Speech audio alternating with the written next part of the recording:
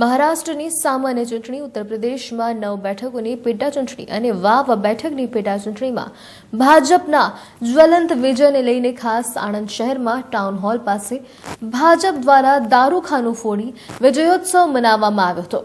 મહારાષ્ટ્ર વિધાનસભા સામાન્ય ચૂંટણી તેમજ ઉત્તર પ્રદેશમાં વિધાનસભાની 9 બેઠકોની પેટા ચૂંટણી અને વાવ બેઠકની ખાસ પેટા ચૂંટણીમાં ભાજપે જ્વલંત વિજય પ્રાપ્ત કર્યો છે અને આણંદ જિલ્લા ભાજપ દ્વારા ખાસ આણંદ શહેરમાં ટાઉન હોલ પાસે દારૂખાનું ફોડી તેમજ એકબીજાને મીઠાઈ ખવડાવી વિજયોત્સવ મનાવવામાં આવ્યો છે।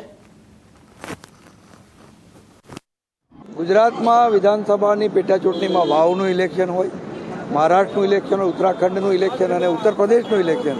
આજે સમગ્ર દેશનો મૂડ જનતાએ જે બતાવ્યો છે એ સ્પષ્ટ બતાવે છે કે સૌએ વિકાસની રાજનીતિને મત આપ્યો છે, જાતિવાદના સમીકરણો તોડજોડની રાજનીતિને જાકારો આપ્યો છે। નરેન્દ્રભાઈના હાથ મજબૂત કરવા સમગ્ર દેશ એકી અવાજે ઊભો થયો હોય એવા મોટા પરિણામો મહારાષ્ટ્રના ઇતિહાસમાં સ્પષ્ટ આવો બહુમત ક્યારેય કોઈને મળ્યો નથી। ત્યારે સૌ કાર્યકર્તાઓને અભિનંદન પાઠવું છું। ખૂબ આનંદ અને ગૌરવની લાગણી છે કે આવનારા દિવસોમાં આત્મનિર્ભર ભારતથી વિકસિત ભારતના સંકલ્પને સાકાર કરવા માટે આ વિજય ખૂબ ભર પૂરું પાડશે। ભારત માતા કી જય।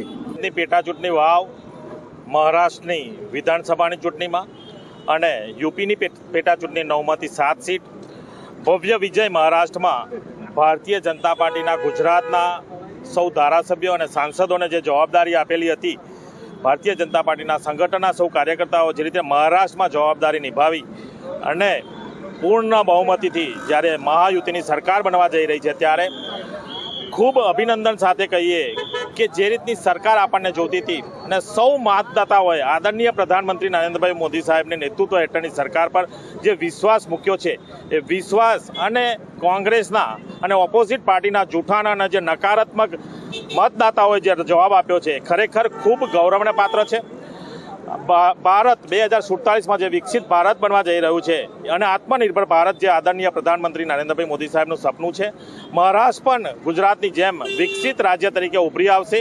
અને મતદાતાઓને જ્યારે અમે ત્યાં મળતા હતા ત્યારે પણ એ કહેતા હતા કે અમારે ગુજરાત જેવું મહારાષ્ટ્ર જોવે છે અને મહારાષ્ટ્ર બનાવવા માટે સૌ મતદાતાઓએ જે રીતનું મતદાન કર્યું છે, મહાયુતિની સરકાર ફરીથી બનવા જઈ રહી છે અને મહારાષ્ટ્રનો વિકાસ પણ ખૂબ સારી રીતે થશે।